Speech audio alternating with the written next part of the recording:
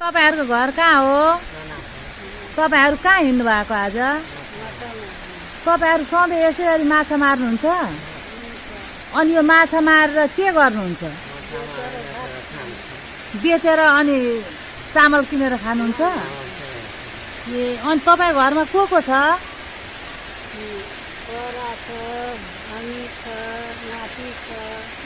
अनि तपाईहरुलाई छोराहरुले कमाएर खान दिँदैन? तपाईको घरमा को छ?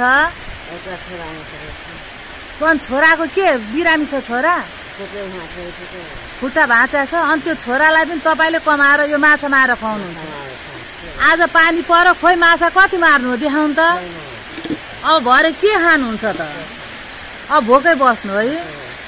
ए अनि दिदीको घरमा बत्ती छैन, लाइन बिजुली?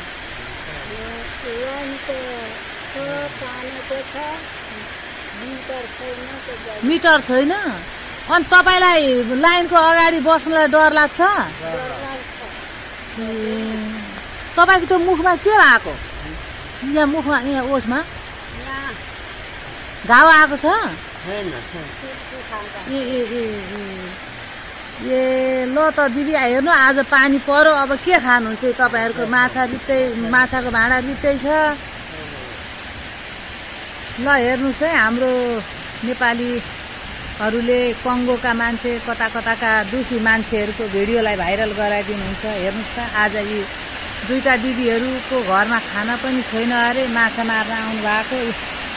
पानी परेर हेर्नुस्, यहाँ गाईघाटमा पानी परेर उहाँहरूले माछा पनि मार्नु भएको छैन। उहाँको घरमा चाहिँ बिरामी छोरो छ अरे। अब छोरो भोकै छ, खुट्टा भाँचिया छोरो छ भन्नुहुन्छ।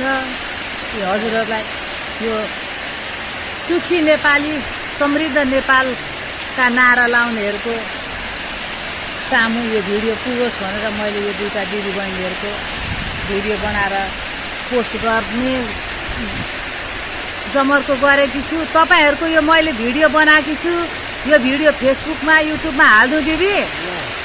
हाल्दियो? ल त दिदी, ल।